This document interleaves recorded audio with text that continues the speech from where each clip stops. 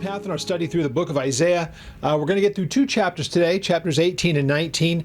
And as I record this today, we are, just 2 days into the third day since a joint operation between the United States and Israel came against Iran. And I'll go ahead and address that today. And that'll be kind of the apologetic thing that we do, looking at what's taken place there. And, where does it go from here is really total speculation. So we'll just throw out some of the thoughts about what's taking place there. This is also something that I've had people contact me that are signed up or have interest in the trip that we're taking to Israel. If you try to fly there right now, you can't. They've shut down the airspace in that part of the world. But it doesn't really look like it should really impact much of our trip if things go at the rate that they're going. So there will still be lots of intrigue happening even when we're in the country there about 7 weeks from now. But Iran's ability to fire, and by that time they won't be firing in on Israel any longer. If you remember back just last June, that was what they called the 12-day war. Israel was in a lot better condition back then, and that only lasted for 12 days. And everything was kind of brought to a halt. So my guess is that this thing will be brought to a pretty speedy resolution as far as Iran's ability to wage war. So I don't think that our trip is anyway in jeopardy. If it is, of course, they'll postpone it for us with the agency that we work with, and they're very, very flexible with that. So if you've been thinking about it, I've been talking a lot about it lately, and if you're thinking about going, trust me, if there's a danger in going, I wouldn't go. And they wouldn't want us to travel there anyway. So don't worry about that. It's something that we can, even to the last moment, if we had our trip planned right when this broke out, we wouldn't have gone and we wouldn't have been penalized for it. So that's happened before. There was a trip that I knew that was going there on the day that everything happened back in 2023, and airlines refund your money and all that stuff. So don't let that be a concern to you. Contact me, let me know if you're interested in it, and I'd love to talk to you about that. So anyhow, that the Israel trip is still a go as it sits right now, if nothing changes. Again, I think that this will be much, much quieter within another week or so, and we're still 7 weeks out. So, we'll just keep our eyes on it, and anything changes, then we'll adjust accordingly. But this will be a really good time to go, and mainly because, I'll just say this very quickly, in case people are on the fence about this, for the next foreseeable future, the amount of tourism that's going to be going there is going to be big. And mainly because there's been so much pent-up desire to go. I know a number of tours are being canceled right now because people are uncertain. They just don't know. And if I've never been there before, I might be a little worried myself. But this would be my 9th time there, and it doesn't concern me at all. We've been there once since the war last October. And again, there were so many people that were not there that they were afraid to go. We had the run of the place, and never once did we feel threatened. We were out at night, did all kinds of things. I anticipate we'll be able to do all that same stuff even in this trip, that though it's 7 weeks out. I don't have any reason to think that anything different will be taking place. But again, if anything does, and if we're unable to travel, we'll just postpone it and figure out something. So don't worry about that. Please ask if you have any questions. One other little thing. I have a couple of people who really would love to go on this, but they are a little bit short and can't quite make what the cost to go is. I have a couple of people also at the same time who have offered to help in a partial sponsorship of some people. And it's going to allow at least a couple of people to go on this trip. So if that's something that you've really weighed through and you couldn't go yourself for whatever reason, but you'd love to see somebody else be blessed with the trip of a lifetime that will change them as far as their understanding of the Bible, contact me and let me know, because I would love to pair you up with the people. We have you go directly to the travel agency so that no money comes to me. There's no way that I can be accused of anything. and I don't want to give that an option. I just want to get people there. I know how it changes lives, and I want to see that happen. So if that's something you're considering in any of these things, our topics, whatever we cover in these Bible studies, contact me through the ministry's website, and that is oldpaththeology.net. And I'd love to be able to hear from you on anything, whatever it may be. Just go ahead and contact me through the ministry's website. There's an email drop down there in the Contact Us portion of the website, so please do. So our topic here, or our passages here today, are going to, we're going to cover chapters 18 and 19. We won't have time to get into 20, but it's an interesting thing that there are some things that get revisited here and there in this whole section. So remember, this is during a portion of Isaiah's studies that, or of his, of the actual section where he's talking about the judgment that's coming to the nations. And so we think that when we say God's going to judge the nations, that it's just a forever kind of a thing, and there's no, if you will, kind of light at the end of the tunnel. There's something that he ends up saying about Egypt, and he brings Assyria back into it. And he says some really amazing things. Now, if we read this and we think about it, we don't try to make it fit some historical time. You have to say there's going to be a time when God will do something in a very universal sense, where the world will have Israel as its focus, and it will be a place where God rules and reigns and among the nations. And so it's interesting when you go back. I go and read what some commentators may say on this, and you can tell the ones who are what we would call amillennial. They don't believe that there is a literal 1,000-year reign of Jesus Christ, and they try to find some way to make this fit something historical, and it really just doesn't. And so you'll see that here. Assyria gets brought up when it's talking about the judgment that comes to Egypt. Now, there is a judgment that is going to be spoken of that addresses what looks to be the Ethiopians. This in chapter 18 is one of the more difficult passages to try to work through, because there's really so little to go on, and really historically we just don't know a lot about Ethiopia. It's mentioned a number of times. We'll still have other places here in Isaiah, and there are things that have provoked God's anger towards Ethiopia, but we don't think Ethiopia as some major power. So most of the nations that are mentioned here are very, very prominent at times in the history of Israel. And there were some times when, because they're so far removed, I guess you can say, from the area, we don't really think about them, but Ethiopia was a power at one time, and actually was ruling over what was Egypt. So when you look at the history of this, it's kind of silent compared to many of the countries that we think about, but we are also talking about some of these chapters dealing with what are absolutely have been in this world's history, the world power at the time in that area. So Babylon is a great example of that. Of course, Assyria is mentioned. That's one that works as well. Egypt, clearly a world power, the world power at times. So there's no question that what we're looking at is where God is dealing with nations that also had dealings with Israel, and he is speaking about his dealings with those nations in a way of judgment. What we're going to find in chapter 19 is something that is really unexpected, that we might, if we're not familiar with it, it's unexpected in a group of chapters dealing with a group of nations that God is pronouncing judgment against. So we'll get into that. Just really interesting stuff. So let's go ahead and turn there, and let's have a word of prayer. Lord, we come to you now in the name of Jesus, and we pray that you would give us understanding as we come to your word, and ask that you, by the Holy Spirit, would open our understanding to it, and that we would be able to fully grasp what is here in front of us as much as we can. And we pray, God, that you would give us eyes to see what is here that we can take away and understand. And for the other things that we will have to wait to see, we pray, God, that you would help us to glean what we can from these chapters, knowing that there was a time when the people reading this would have had better understanding than even we do at this day. So we thank you, we give you praise, and we ask that you would help us in our understanding through it. And we give you all praise in Jesus' name. Amen. Along those lines, let me make a point that I think is really kind of important for us. There are those times that we can look at something that is being spoken of, and we can look back historically and we know exactly when that took place. There are other times we say, well, clearly this is speaking about something that is future. There are those rare occasions when something is being said that has a lot of specifics, but we really don't find a way that the whole thing fits really nicely in any one particular series of events, a particular era of time. We simply may know who the participants are, or pretty well know who they are, but what's being said is really kind of lost to us.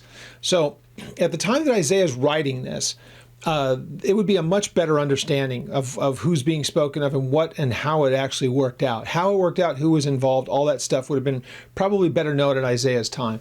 So that is what we deal with. Most people believe that this is Ethiopia that is being spoken of here. It makes sense. It's neighboring Egypt, and there's clearly some imagery that we understand. But the important part is really it's the first few verses, first couple of verses in particular, that kind of helps somewhat identify the setup, if you will, for what's said next. But it really is looking at a much greater depth about their reaction to the events. And that's what we really just don't have a good understanding of. Now, interestingly enough, when it comes to Ethiopia and the relationship that they may have had with that Ethiopia would have had with Israel going forward from this time onward, even into Jesus' time. Remember the Ethiopian eunuch that Philip encountered in Acts chapter 8. So he was coming there because he had heard of things, and he's reading the book of Isaiah, interestingly enough, but he's reading Isaiah 53, and he's wondering what exactly this is all about. And it's actually Philip who ministers to him and says, this is speaking of Jesus. But here is this man who is there and made this pilgrimage. He's on his way back. And here, Philip is able to speak with him. God directs him to do so. And this man is led to a relationship with the Lord. So there's something that goes on between Ethiopia. They're not adversaries by that time. There's commercial stuff that's taking place after the time of Jesus and his resurrection. The book of Acts, chapter 8, is kind of when this is all taking place. So there's just, again, that helps us to understand there are things that happened historically. And let's remember, the Bible's a pretty large book. It's 66 independent books in 2 volumes, the Old and New Testament. But we really have kind of the big snapshots of history, whether it's the history of Israel and sometimes of the nations with whom they interacted. But we don't have anywhere near a complete breakdown of everything that took place. We're covering 1,500 years of writing, but it's covering a history of 6,000 years. So up to our time. If we're thinking about when it was last written, we're only talking about from the time of we're thinking Adam and Eve until the time of Jesus. We're only looking at that point of basically 4,000 years. So that's relatively a small amount of time a large amount of time rather, for only 66 books. And if you stop to think about it, there's been 2,000 years dealing with the church, that when it comes to the stuff that we would see as far as the Old Testament and the people who were involved with it, again, that's covering an era of time of some 4,000 years, and there's 39 books dedicated to all of that. So it's by no means exhaustive, not by a long shot. So again, we're going to get to the place where we realize there is history that's just not known to us.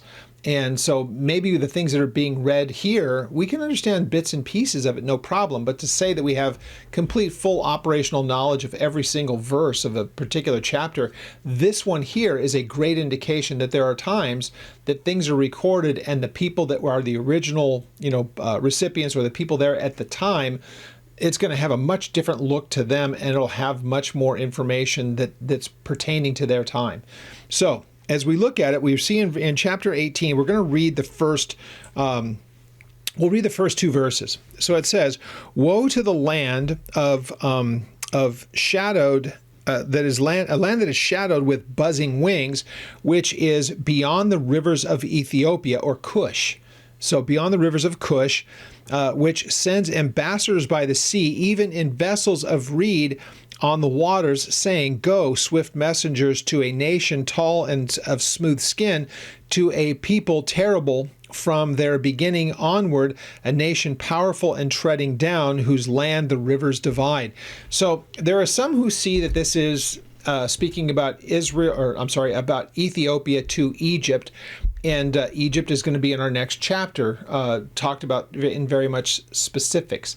So if we track with this being written at Isaiah's time, again, what is Ethiopia's part in all this? There's really not much that's going on between Israel and Ethiopia at the time.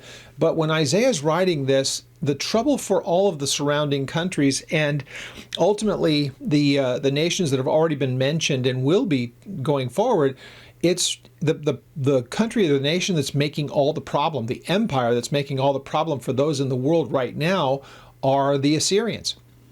And so if we try to look for something historically that kind of fits this, there was a king, Esarhaddon, I think it was his name, he's an Assyrian king, and in the 7th century BC, he actually went in, and part of his conquering was to go in and conquer the areas around Cush, Ethiopia, because he was all pretty much throughout that whole world. It made the Assyrian Empire one of the largest world empires that's ever been known.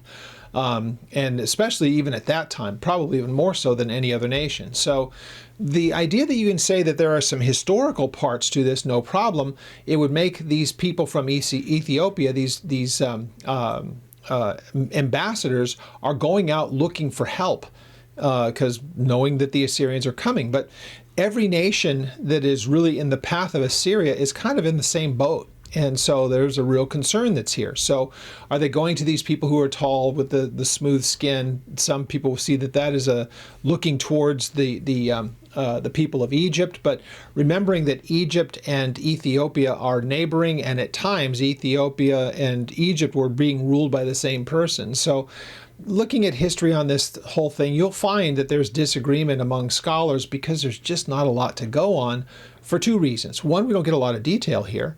And the other is that history doesn't really record everything that fits nice and perfectly with this. So we can speculate at a couple of options. But if what is being intended by Isaiah, since Assyria is the issue, is he really kind of looking at Ethiopia and what they were trying to do to find alliances because the Assyrians are coming? I can't argue against that. It seems to fit just fine. But again, since we don't get a lot of detail here, it's not anything worth dividing over. But it is interesting the things that are said after these. So he says in verse 3, all inhabitants of the world and the dwellers on the earth, when he lifts up a banner on the mountains, you will see it.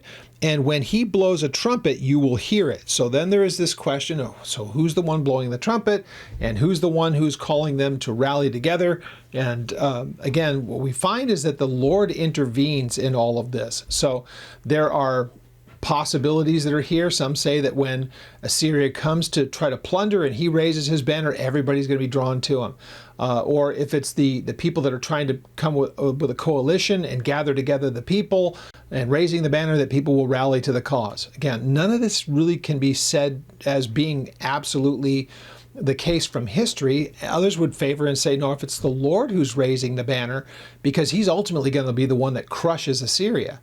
And but again, it will happen at a later time, but nonetheless, what we end up getting is that Assyria still does continue even after God has really done damage to them. But so even after that time, there will still be kings, and there will still be those the other nations that they will go ahead and do the things that they do and do the plundering until the Babylonians will finally overcome them.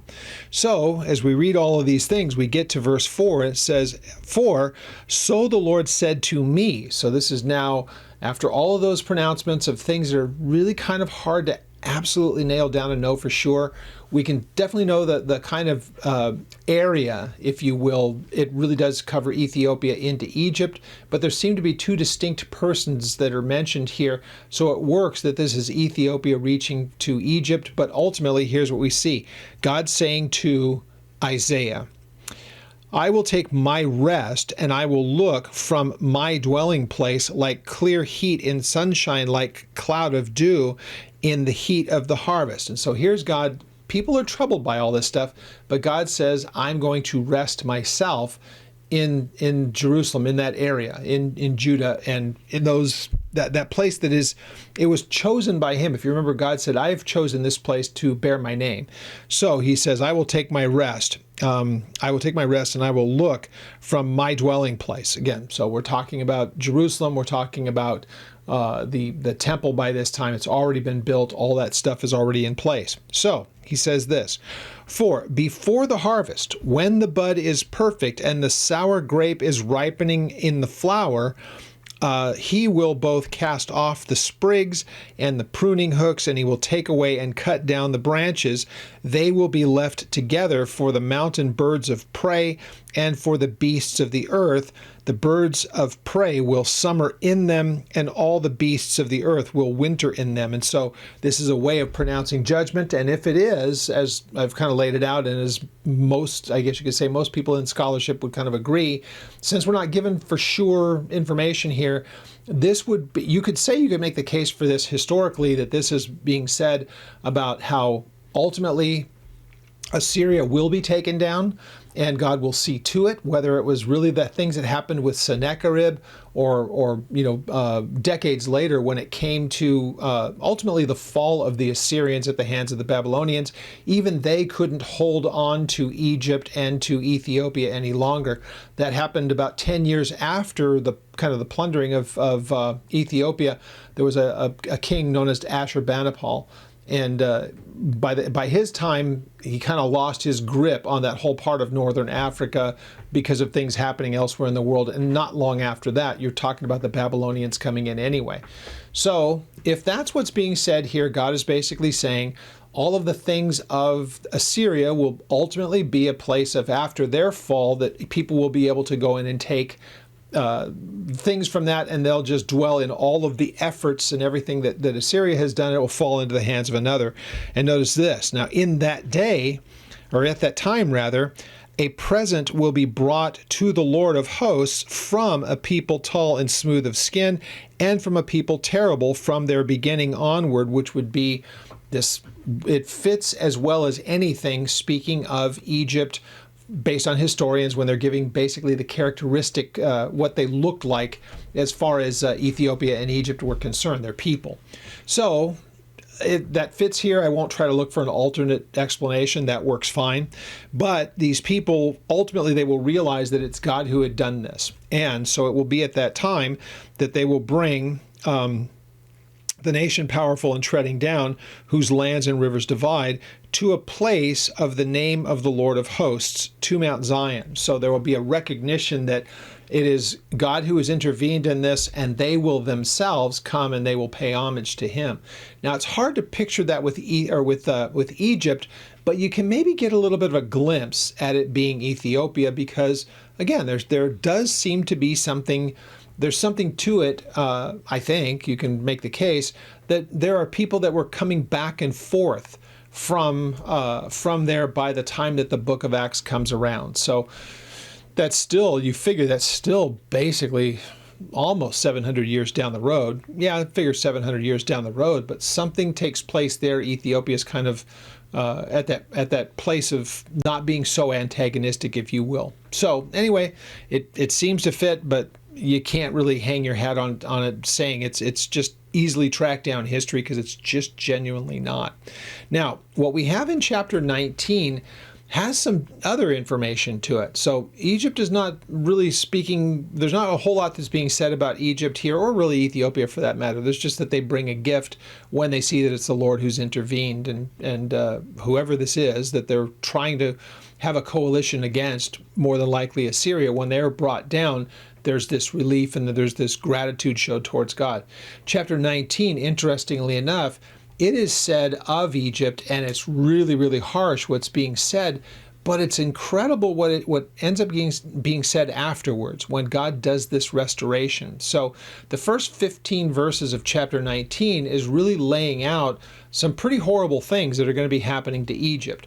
Now let's remember, this is an Egypt that you're going to hear in the description that God really chastises for being so heavily involved in their occultism, and that there's really no excuse for them to be at this place. Now, let's remember this is a long time past from the Exodus. So the Exodus would have happened, gosh, by this time, 800 years prior, 800 years. But it's pretty hard to forget what God had done to that nation and what ended up happening to them. By this time, they're all back into their same kinds of things, and they're doing all the same. They had forgotten what God had done and shown his hand to be the God of creation. They had fallen back into this, and God is speaking about judging them. But when you read this, if we take the Bible literally and we don't try to make it fit something historically, you can say there's going to be something incredibly glorious that will happen. And it's going to happen at a later time. Where does it fit? The only place that it fits is future to our times, which we'll get to in a moment. But the first 15 verses here are dealing with Egypt as a nation that God is pronouncing a very serious judgment against them. Now, again, they fell ultimately right before the turn of the AD versus BC times. So from the birth of Jesus, this is kind of when that happened. Egypt fell within just a few decades of the 0 year. So, but it was a long road downward, and so ultimately Rome conquered it. But there had been things going on in that, and a real degradation of Egypt had been going on for several centuries by that time. You can just read it in world history; it's there. There were still people there. There was still a kingdom that was there, but it was very much divided, like we see here. God foretells that. So we see in verse 1, the burden of the Lord. So this is kind of a pronouncement. It's an utterance. It's a prophecy. This is what God's saying. This is what's going to take place. So it is referred to as a burden against Egypt. This is God pronouncing this against the nation of Egypt. So let's make another rewind of this. This is a nation who is not unfamiliar with who God is. For a number of reasons. Since the Exodus, Egypt did not cease to exist, and there were intrigues that the kings fell into. Jehoshaphat would be a great example of that. Josiah would be an example of that. These are people who shouldn't have had interactions with Pharaoh, but they did, and with Egypt, but they did. So there is plenty of that. There is wicked kings that tried to make alliances with them that blew up in their faces. So Egypt has always been there. It was a very large territory, and it was a world power. It was the world power at times. And so in its history, thousands of years, it's pretty hard to just erase them all at once. So what we have here, it says, "Behold, the Lord rides on a swift cloud and will come into Egypt. The idols of Egypt will totter at his presence, and the heart of Egypt will melt in its midst." So there's a lot of speculation as to what is the event that's being spoken of here. And this, like with so many of these types of things, since there are a lot of candidates, we just simply don't know. When is it that's being spoken of here? But notice again, this is God who's saying, it's me who's doing this work. So even if it comes at the hands of another nation, that's fine. It still means that God is the one who's ultimately doing this, because this is his pronouncement against them, and here's what will take place. So again, I don't want to get into all the speculation of who this is, but we know historically Egypt quit being a nation. It wasn't because Israel was sent there. We do know that this happened at the hands of the Assyrians for sure. That's a great way of putting it. But then there are still several hundred years where you had world powers that would have been able to, kind of command over that area, though they would rebel against it. But think about the Babylonians, because from this time, you're going to have the Babylonians are going to be a world power. So will the Medo-Persians. So will the Greeks. Ultimately, the Romans will be the end of Egypt as a world power. Now, it's still a nation, there's no question about it, but it's not a world power. It's a third world nation for the most part, aside from its big metropolitan areas, but it's a third world country. So I know that people from there may disagree with me, but what we get here in verse 2, I will set Egyptians against Egyptians. Everyone will fight against his brother, and everyone against his neighbor, city against city, kingdom against kingdom. Now, there are times that you can look at this where it was once a thing that would have been ruled by a pharaoh, and then it fell into a time where it became very tribal because it was conquered but not ruled necessarily. It was still a province, but if it's the Assyrians that we're thinking of first and foremost, that's a very distant territory from Assyria. So if you don't have a map in front of you, I don't have one that I put up here, I could, but you can look it up. Take a look at what is modern day Iraq. Take a look at, or even a map of what would be ancient Assyria.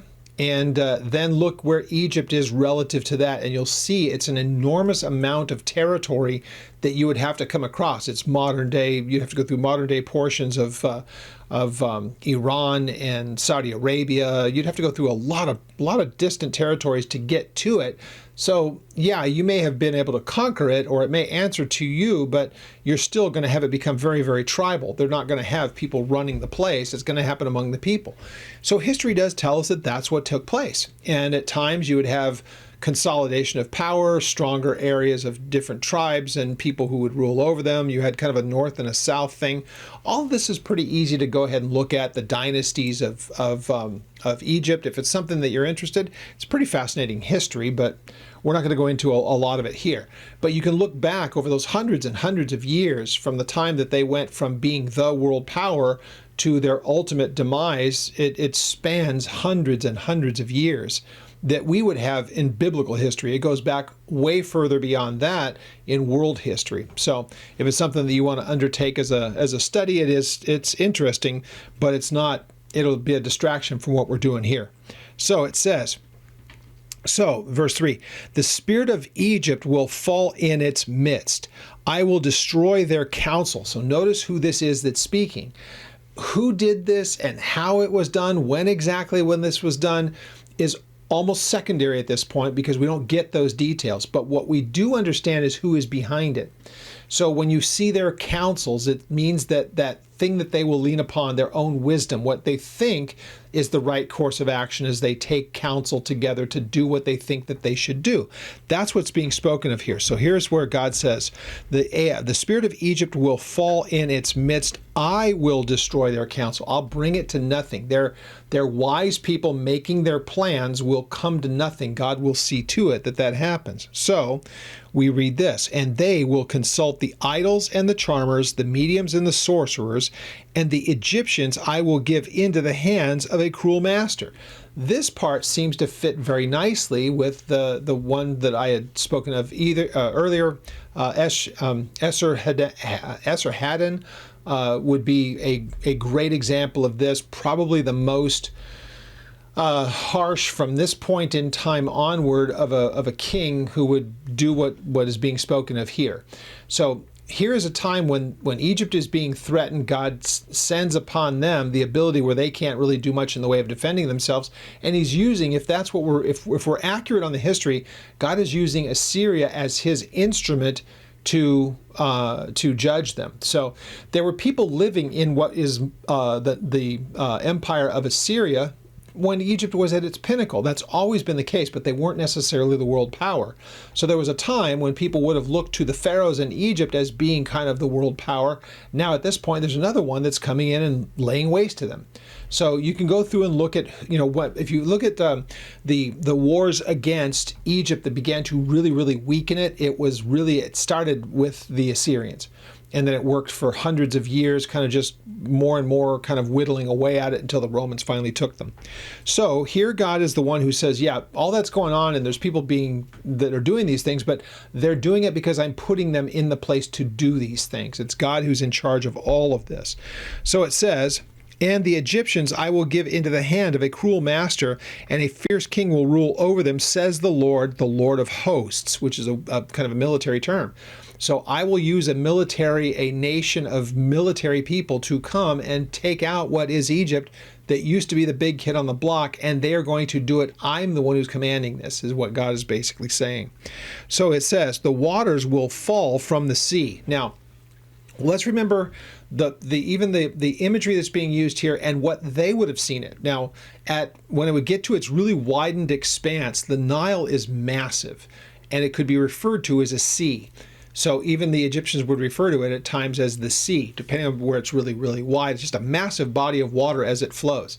So what's being said here is that when these things all start to take place, what could be very easily natural phenomenon You find that Egypt, go back and you can see this historically. You can find even in the archaeology now, they can tell that there were those times of flooding and times of drought.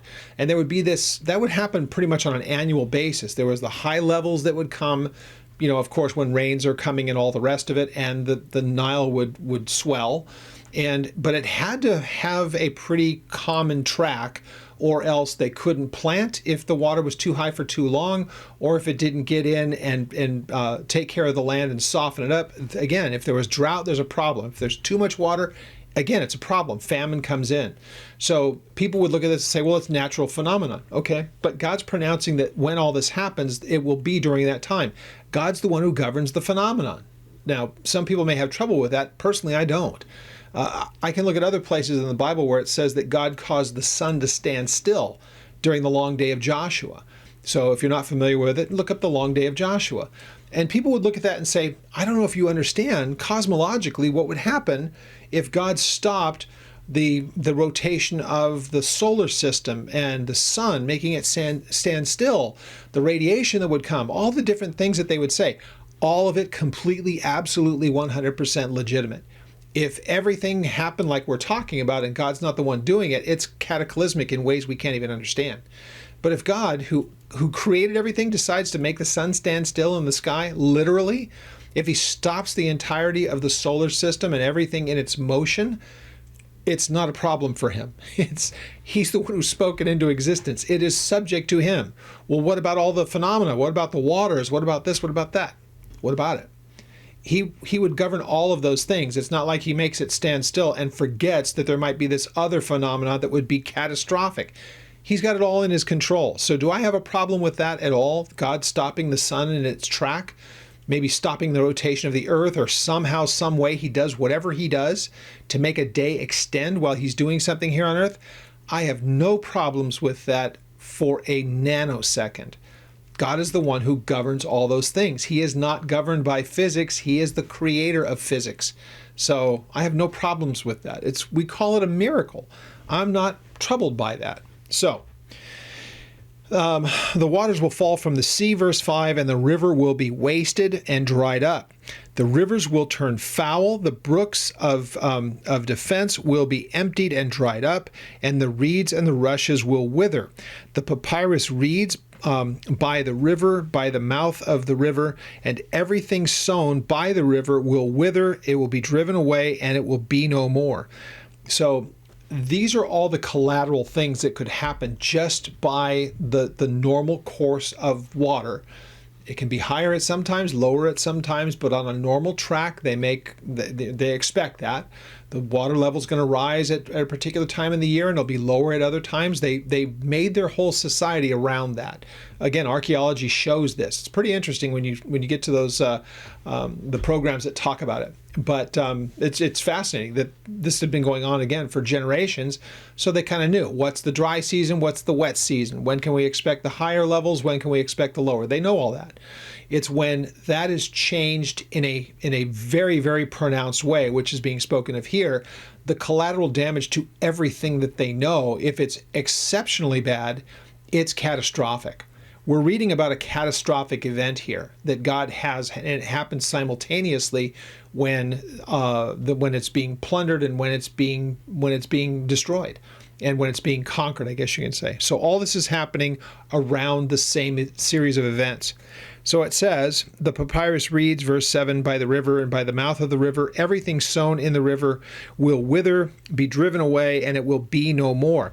The fishermen also will mourn, all those who will lament, who throw hooks into the river, and they spread nets on the waters. So the people who depend on it for their livelihood, the fishermen, the people that would make the papyrus, everything all along the Nile, all of it had a purpose, and it was commercially used by them. So we've even seen that these are the same kind of papyrus and reeds and things that grew along the Nile could be made into boats and every number of things. We read that from the last chapter. So this is basically all of their agriculture stuff is being spoken about here, the fisheries, all that stuff. Every bit of it is going to be damaged.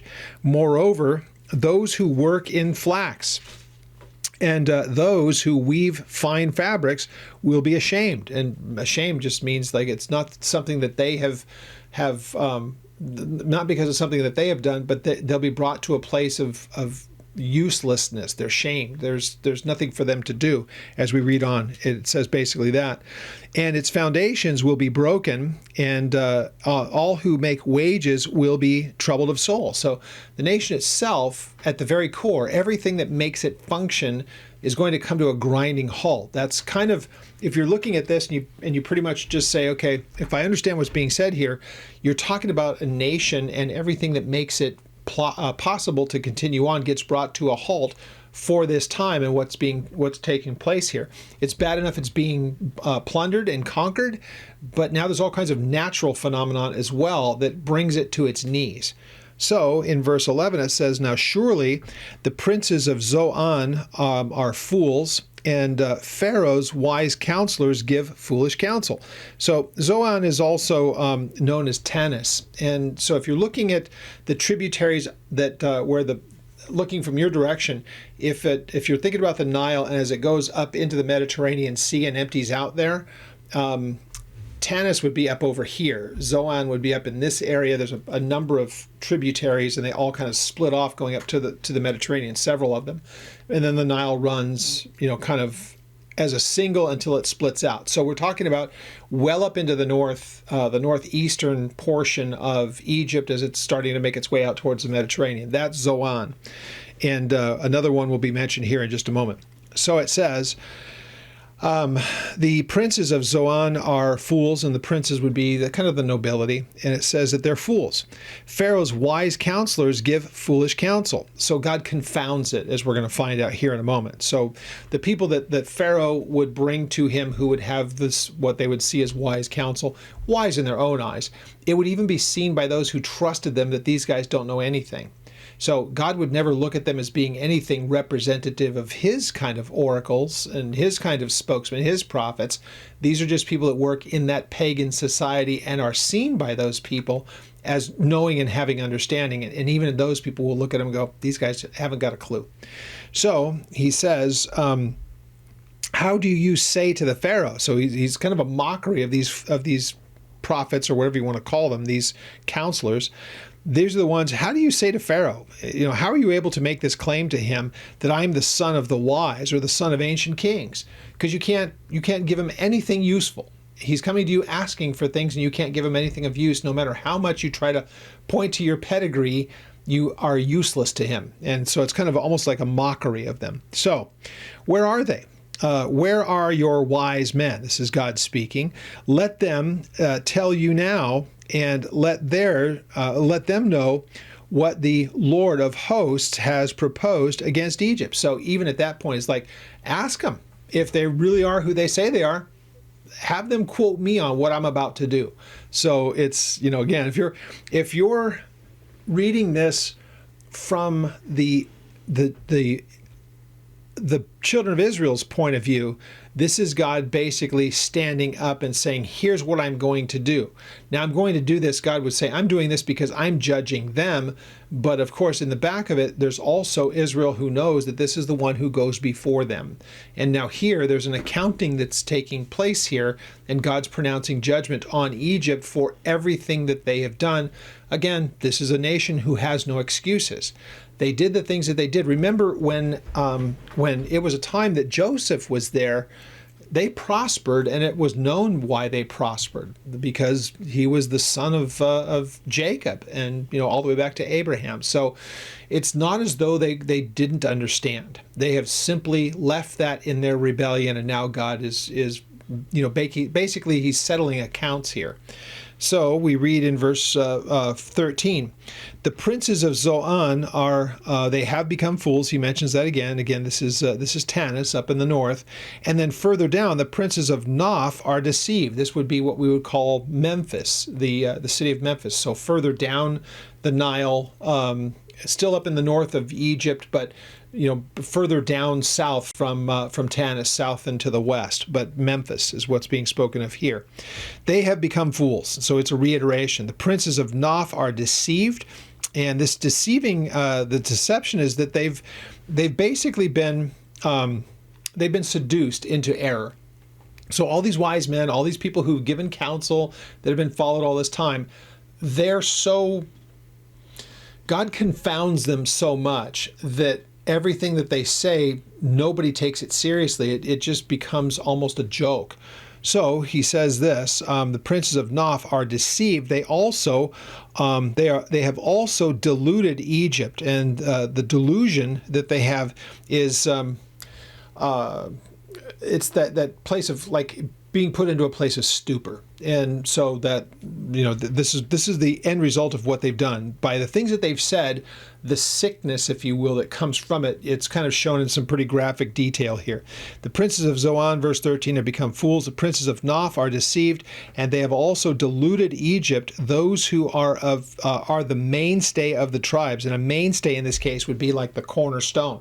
It's what everything's built around. These people who used to be seen as being, we can't do anything without them. They're what our whole system is built upon.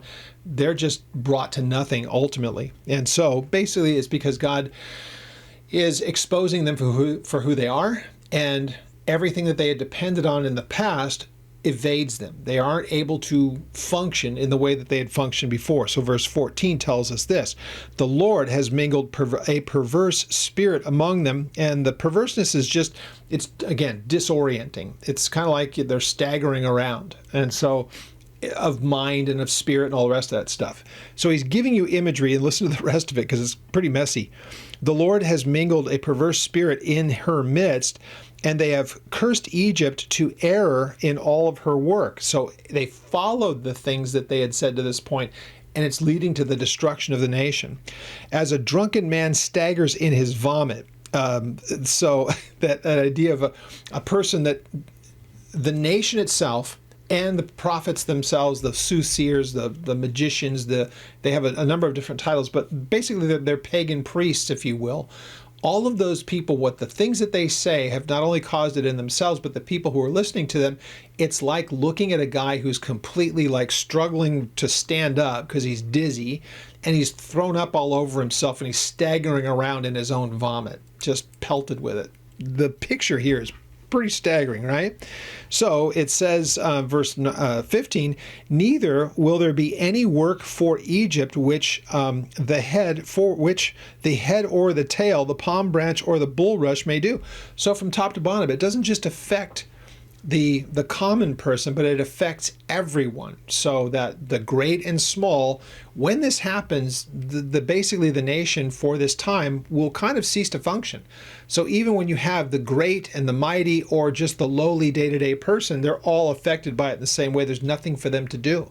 Everything's been taken from them. So once again, you start to look for historical times that would have taken place. So some people would say that, we can say that this would be the Assyrians. What's interesting is that what we see is verse 16, where it says, in that day, which gives the impression that we're talking about something that what we see in verse 16 onward would have to be along the same time. So if that's the case, and I'll give you two options here. The first option is, if what we read for the rest of the chapter, since it's in that day, does that mean that everything that we read from 16 to the end of the chapter is attached to what we just read?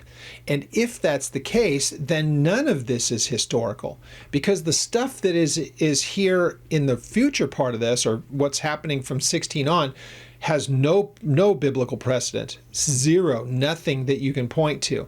It fits perfectly with something that would happen during the millennium. Now, there are other ways. There's one other way that this can be looked at.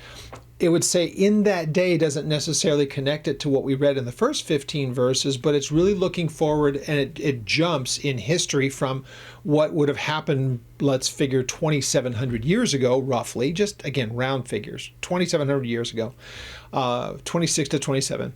What happened back then is one thing, and now God's speaking future, because he has future plans for, interestingly enough, not only Egypt, but also Assyria. So, modern day, which is an amazing thing when you stop to think about it, because think Nineveh. That's kind of what we're talking about when we think of Assyria and its capital and all that stuff. We're talking about Nineveh here. Think Book of Jonah. So, we're talking about a long, long time. Assyria, after it was conquered by the Babylonians, has really been off the radar. Now, people lived there, but they were taken over by the Babylonians. That became their empire, same part of the world. So the people who live in modern day Iraq, Babylon, all of that area out there, even Nineveh, which they know where all of that stuff is. There are a number of places, all that, these things that we know about. That stuff is still there, but they're not empires any longer. They're just, again, it's much of the third world, what we would consider as the third world. Yeah, they have electricity, and yeah, they have indoor plumbing, and they have all that stuff, but they're not world powers. None of these people in the Middle East are. They're not world powers. The closest that you have to a world power in the Middle East is Israel. Interestingly enough, this tiny little nation makes the rest of them tremble, though they'll never admit it. But ask Iran how serious Israel is and how much they should be taken seriously.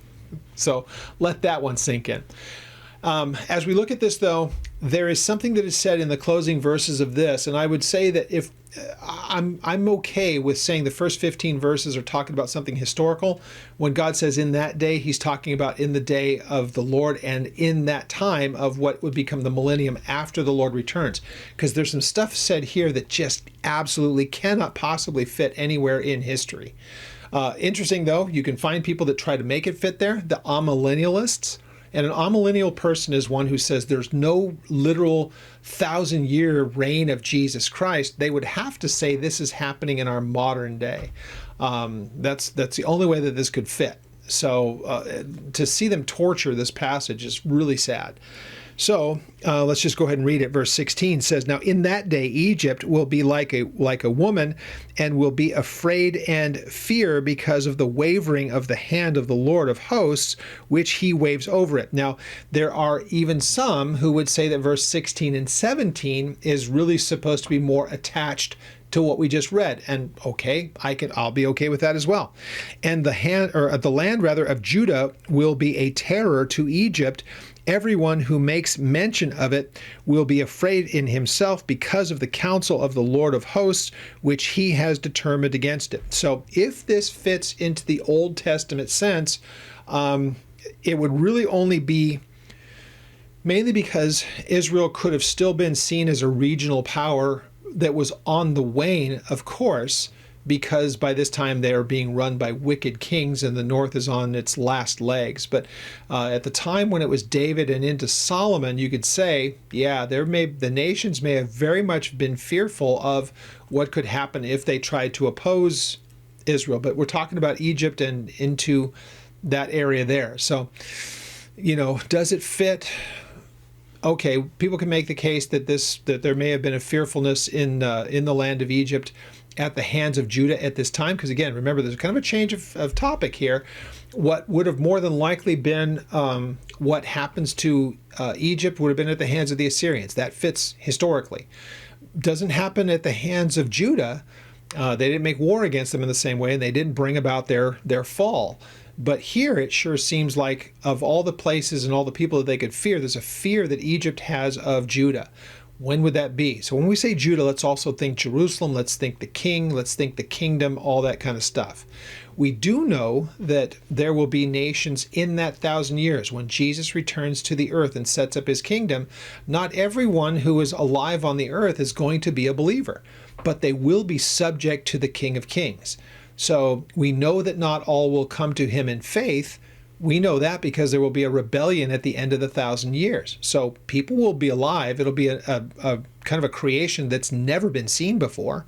The idea that God's dwelling in the midst of all of creation, all of mankind, knows that he's there, and yet still some will rebel, seems almost unimaginable, but that's what will be the case. So this would maybe, speaking of those that might be rebellious, yeah, they would be fearful of what comes out of Judah because Jesus is ruling with a rod of iron and it's a reign of righteousness, but still they are responsible to him. So if we put verse 16 and 17 with the rest of the chapter, it fits nicely. So we read in verse 18, again, in that day. It's one of three usages of that statement here in these first few verses. In that day, 5 cities in the land of Egypt will speak the language of Canaan and swear by the Lord of hosts. So that's the taking of oaths. That's swearing by him. It's a recognition of who he is. So the speaking of Canaan, we're talking about Hebrew here. there will be 5 cities that are designated. Again, trying to figure out which ones they are. Only one of them is really kind of told to us, Hierapolis, I believe. But the idea that there will be cities in Egypt that will be built for the reason of really calling on or praising the name of God and teaching the people the language. I mean, okay, so where does this fit historically? You have to start saying, well, it's metaphor or it's symbolic or it's, some kind of lame spiritualization of it rather than this is what's going to happen down the road. Imagine this. In Egypt, there will be 5 cities that God sets up there where they'll teach them Hebrew and there will be worship of God. That's cool. So it says they will swear by the Lord of hosts, and one will be called the city of destruction, which is, again, there is a city that was known as the city of destruction, but there's also other manuscripts that have a different name for it. Whichever, we're not told which one it could actually be, so it doesn't matter. So does it mean that it was formerly destroyed and now it's being used for this purpose? There's all kinds of speculation trying to make sense of it. It doesn't make sense to try to figure it out because nobody can agree for sure on it. So, however, we do know there's 5 cities. One of them will be known as the city of destruction or potentially a different name, but it will be known to the people. And we do know what will be taking place there. They'll learn Hebrew and they will recognize the Lord of hosts. Pretty cool stuff. Verse 19, once again, in that day there will be an altar to the Lord in the midst of the land of Egypt. So again, for those people who say, well, this is all historic, tell me when that happened. An altar to the Lord in the land of Egypt. When did that happen historically? Obviously, it has not. So it says, and a pillar to the Lord at its border, and it will be for a sign and for a witness to the Lord of hosts in the land of Egypt, for they will cry to the Lord because of the oppressors. And he will send them a Savior and a mighty one, and he will deliver them. Now, is this speaking about that this is what Jesus does as he returns and starts to put down all of the rebellion that starts at Jerusalem? He begins there, but again, remember, at the time of his return, it's at the end of the tribulation. So there's still all the stuff that's going on. Yes, he puts down the rebellion that's happening at and around the temple, and there are nations that are gathered to Jerusalem, and they're looking to be wiped out. Egypt's a long ways away from that. But are there still people who want to understand who he is and want to come to him? In the tribulation, a lot of people are going to come to an understanding, and yet there will be the oppressors. And so here, Jesus will come to their assistance at that time as well. So God says, and he will send them a Savior and a mighty one, and he will deliver them. Who else could that possibly be? Is that what Jesus will do as his return and we start to set up the kingdom? It works perfectly. It certainly doesn't have a historical precedent. That's obvious. Unless you're going to try to over-spiritualize this thing and you rob it of all of its substance. So then the Lord will be known to Egypt, and the Egyptians will know the Lord in that day, and will make sacrifice and offering. Yes, they will make a vow to the Lord, and they will perform it, interestingly enough. So what will this mean? The idea of making offerings to him. So it's a pretty interesting thing. That does this mean there's a couple of options that are here? If this is during the millennium, is there a place to make offerings? Well, yeah, and it looks like one's going to be in Egypt. And will it be just memorial things? Doesn't say anything about blood offerings, but the idea of making offerings to him, recognizing him and worshiping him as God and the one who has delivered them. Okay, great. Doesn't have to be a blood sacrifice, but there's the idea of offering offerings. They could make a number of things that weren't blood offerings, and there could be some that aren't even spoken of here. We know that there will be a temple that's functioning, and there will be offerings being made. So read Ezekiel 40 through 48. Those chapters cover it all and tell you a whole lot about it. So this will be going on. Verse 23, and it says again, in that day. Verse 22, and the Lord will strike Egypt. He will strike, and then he will heal it. They will return to the Lord, and he will entreat them, and he will heal them. So in that day, there will be a highway from Egypt to Assyria. Assyria is mentioned back here. Now, it doesn't have, this would be its first resurgence, and it's been taken out as being something that God would mention certainly in a favorable way. Never been mentioned in a favorable way till this time. But people who used to be adversaries to Israel will now be people who are joined to the Lord, and draw a line and see how you would have to do that. If you want to get to Assyria, and you're in Egypt, you're going through Israel. And so the idea that Israel would be the thing that connects them, that's what we're reading about here. Again, when did this happen historically? It hasn't, clearly, but it'll be after God delivers Egypt and that they have one that God sends. He has one that he sends, the mighty one who delivers them. Yeah, I mean, let's connect the dots. It's not that difficult. So there will be a highway from Egypt to Assyria, and the Assyrian will come into Egypt and the Egyptian into Assyria. Reading this in Isaiah's time and trying to say, how is this possible? This would have been one of those head-scratching moments like, what are you talking about? These are mortal enemies. They hate one another. There's no way that this can be. This is not just an uneasy peace. This is God bringing them together in a time when the world will be a lot different, because I believe this is future. So he says that he will bring the Egyptian into Assyria, and the Egyptians will serve with the Assyrians.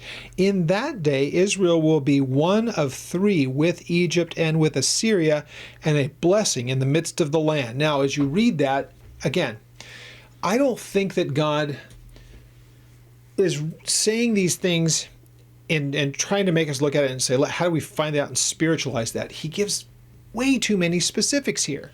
He has way too much information here that just doesn't fit into some vague spiritualization. He says, no, I'm going to make one the people of Egypt and the people of Assyria, and he recognizes them as Assyrians, not Babylonians, Assyrians. So at the time that this is taking place, when Isaiah is writing this, Assyria is that people. And they're the ones who are going to create all this havoc for the decades to come in the world. Assyria is going to be that nightmare, and they're going to come to a very violent end. We've already read about that. Here we read, Egypt's coming to a violent end, not only near, but and then we find out what God will do with them future. And when he's done all of that, it says that he heals them. So he brings this time when these people that used to be bitter, mortal enemies of Israel, Egypt and Assyria, and there will be a time when they're one people to him, and he gathers them together. And again, the crossroads, if you will, of this is Israel, and of course it would be Jerusalem. Now they would be coming up to Jerusalem. This is really cool because there's a thing called the King's Highway. It's also known as, the Via Maris, the King's Highway. And it runs along the coast, just a little bit inland, all the way up and down Israel. We see a number of places that are built along the Via Maris. But this would be the way that you would go. If you're going up to the north, then you start to cut out towards the east. So if you're in Egypt, you go straight up this way, and then you go out that way towards Babylon and towards Assyria. So what there will be, that King's Highway would be something that you would have to ascend up to Jerusalem. If you're traveling on that, actually you're looking this way. You're going to be looking out towards the east at that point. I know I'm doing this in the camera, so I got to make sure I'm doing this the right way. Yeah, to the east. So as you're on the King's Highway, you're close to sea level. Jerusalem's 2,300 feet up, and it's up in the mountains. So as you're going midway through the country, you would be looking up, and your ascent into Jerusalem would be from the King's Highway. So really, really cool. The imagery of this is so cool. When I think about all the stuff going on in the world, the idea that this is in the world's future blesses my heart. So we see this. Verse 25. Let's read verse 24 and 25 together. In that day, Israel will be one of three with Egypt and with Assyria, and a blessing in the midst of the land, whom the Lord of hosts shall bless. And here's what he will say. Blessed is Egypt, my people, and Assyria, the work of my hands, and Israel, my inheritance. When has that ever happened? So again, for all the people who love to try to play fast and loose with what God's doing in Israel and that they don't have a place any longer, it's just, if they would read the scriptures in their entirety and forget what they've been told and forget their theology and just let the scriptures speak, you're going to do such insane violence to the Word of God to try to spiritualize that and make it say something other than literal. And the only way that fits literally, since it does not fit historically, it has to be future. I'm okay with that. And I think that this is precisely what Jesus will usher in. This is a great passage, actually, if you're talking with somebody who says God's done with Israel. Really? It tells me down the road that he's going to have an alliance, if you will, or make them, seeing them as one people, where God speaks favorably of Assyria and of Egypt and of Israel. When has that ever happened other than future? So that also means that there's a future for Israel. And to try to make it say something other than what it says very plainly there, Again, I can't argue with people that insist on that, but this would be a great place for people who might hold to that view that Israel's not legitimate and that God's done in his dealings with all of them, to read that. And if they still want to try to spiritualize it or make it say something other than what it does plainly, again, I can't help people like that. So really interesting passage. We're going to get back into a bit more of what God has to say among the nations when we get to chapter 20 next week. Again, fascinating stuff, and very enjoyable to look through, and the understanding of what will eventually be. What a blessing it is to kind of consider that. Now, everybody knows what's going on now by this time with what's happening in Iran. It was in the overnight hours into Saturday morning. I'm recording this on Monday. And so the early morning, overnight hours of Saturday, both we and Israel in a joint effort attacked Iran, and did so in a really pretty formidable way. They took out all of its upper leadership, for the most part anyway. They took out most all of the upper leadership, including the Ayatollah, the main spiritual head. Really, nothing got done in Iran unless he signed off on it. So that's all done. Now, of course, they just retaliated in all kinds of pretty much imprecise ways. They just started firing everything off that they could, and with some limited success, they've managed to get a couple of things through to Israel. Unfortunately, one of them was a direct hit, and it killed a number of people. I think there's a total of 9 fatalities last I checked. Most of them were because it hit right on top of what was an underground bunker in a place known as Bet Shemesh, a place that we visited in Israel. So we know right where that is. Not a big town. It's just Bet Shemesh has a very interesting history to it, biblically speaking. Think Samson and all the rest of that, but that was one that got through. We've had 4, last I heard, 4 of our people were also killed at one of our bases, though they're not saying which one. So they've had some limited success. But if we understand what has taken place all the way back to June of last year, that was when we went in and took out the nuclear enrichment sites. So the uranium enrichment and all the rest of that, it's clear that they were trying to rebuild that. But there's something also that's been starting to be spoke about, which is kind of an interesting thing, and it just shows that there may be more going on here than I think anybody really stopped to think about. If we started to look around the world and say, who's our biggest concern? Who's our biggest enemy? We know who that would be. If we're honest, it's China. So China has quite an industry, and they have quite a war machine that really relies on oil. And who are their 2 largest sources for oil? That's Venezuela and Iran. And now we've choked off their supply by doing this, by taking out Venezuela and now taking out the control that they have in Iran. You've choked off China. So there's a lot more going on here than I think we realize, and I don't think it's just coincidental. I think this is a much bigger plan. Plus, wanting to be rid of Iran, knowing that they instantly went back to trying to rebuild. So this is an opportunity for the people there to kind of take over their government. Which, how they're going to do that is interesting. Will they get enough of the guard there, their military, to turn and to join with a non-radicalized, if you will, new government? What we do know is that eventually these nations, because I believe that Ezekiel is definitely a future war. When you read the things in 38 and 39, they do not have a historical precedent that fits well. So Persia is mentioned as behind the Magog, the whole Gog-Magog war, what they call it. After the initial, Persia is mentioned, so they're a major player as far as this is concerned. How would that work if it turns out that there becomes kind of a secular government, or a government that's not hostile towards the West or whatever else? Does that set back the possibility of the scenario, and does that mean that there's a lot more time on the world scene? Well, kind of yes and no, I guess you can say, because let's face it, this is what we do know. If you could get in what we would consider as the moderates, and they took over, and you're no longer dealing with a rigid theocracy like you had with the Ayatollahs and it being an Islamic republic. Let's just say you could turn it into another version of, say, Jordan or something like that, that's much more secular. It's still run by Islamic people. And so that's the dominant religion in the area.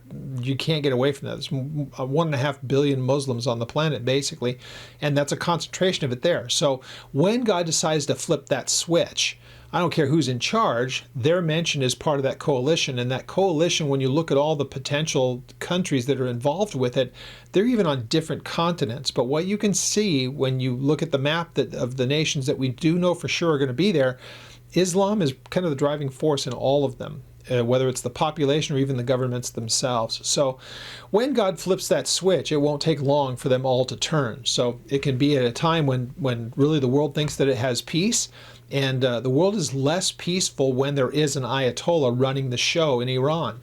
So if they could get this back to a more, Western centric kind of thinking in its leadership and all the rest of it, still the time comes when it becomes an Islamic campaign that comes against Israel. So I don't see that as being exceptionally problematic in the overall scheme of things, but we'll know a lot more in the next week or two what ends up happening with the new government. But who would you like? Imagine if you're the next person that they tell you you're taking over, you're next in line. Do you want that job? Probably not. But anyhow, again, just as we're looking at this, and it's all happening so fast, and we just genuinely don't know what the next things will be. Will they be able to hold on to some manner of control and just have a new Ayatollah and still be the pariah nation?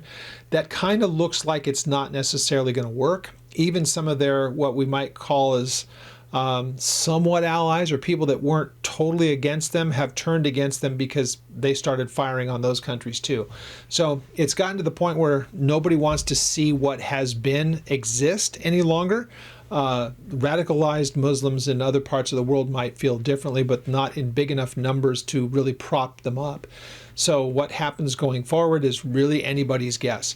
But it's going to be interesting to watch for sure. I don't think you're going to see a return to situation normal. So anybody that says that they've got it all figured out probably doesn't.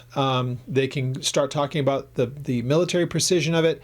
I don't think that we're looking at another version of Iran or Afghanistan. That is not the way that the Pentagon looks at this and doesn't want anything to do with it. Certainly Trump doesn't. He didn't like the Iran or the Afghanistan war. He thought that those were wrong. And so in this case, it'll look more like what you saw with Venezuela. Take out the person that is the problem and put the people that would take their place on notice that you have to swear off where you've been and we'll support you. So I think you'll find the same thing here. It might take more. I don't expect it to be a big ground war kind of a thing. I think they just continue to pummel them until they finally get to the place of submission. So we'll know more, and I'll probably be commenting on this over the next couple of weeks in the Bible studies and just doing little updates as information comes available, but it's all brand new right now. But again, does it change the trajectory of any of the things that we've been expecting?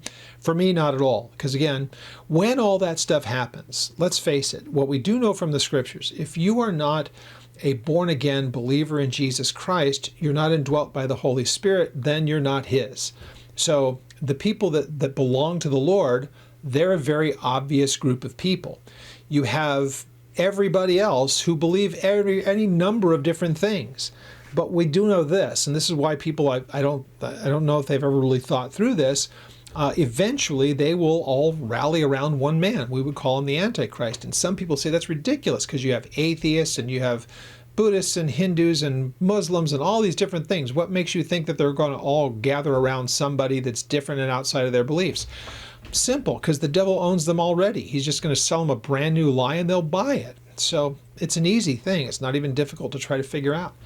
That's why I think whatever comes of this, when God's ready to change it and make the next thing happen and take place, he's going to bring that to pass, and people will believe what they want to believe. We looked at that through 2 Thessalonians. And so 2 Thessalonians just says they're going to buy into whatever the lie is because they don't have a love for the truth.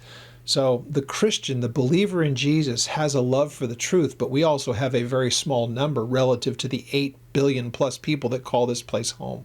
So really interesting times. Again, much of it is speculative, but I wanted to address it because it is very, very interesting. And if anybody says, I know exactly what will happen going forward, they're making guesses. And some people are better at it than others. Again, I don't see anything I don't see it being able to continue as it has, and I think that there's a much bigger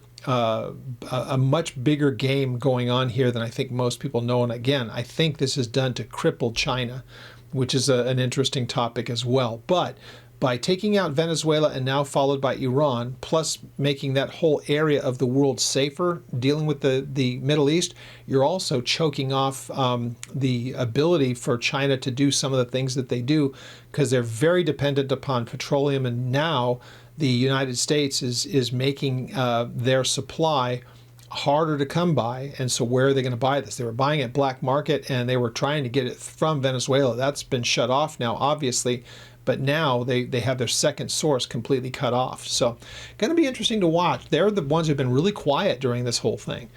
They've made their strongly worded statements, both they and Russia, but they're not doing anything about it, and they can't really do much to assist Iran because anything coming into the country is getting blown up. So very, very interesting. Again, we're only basically 48 hours into the third day plus, or 48 hours plus into the third day of all of this, and it's really happening real time. But by this time next week, let's just say that when we get into Isaiah 20 next week, we'll do another update then, and it'll be a much different world. I think at that point we'll have a much better grip on what's taken place. So we'll address that next week when we get together. And if you have any questions, contact me through the ministry's website. That is oldpaththeology.net. There is a contact us page there, and you can do so through the website, and you can make your comments also in the YouTube channel or on the YouTube channel. We love having the conversations with you. So we'll pick up at Isaiah 20 next Monday.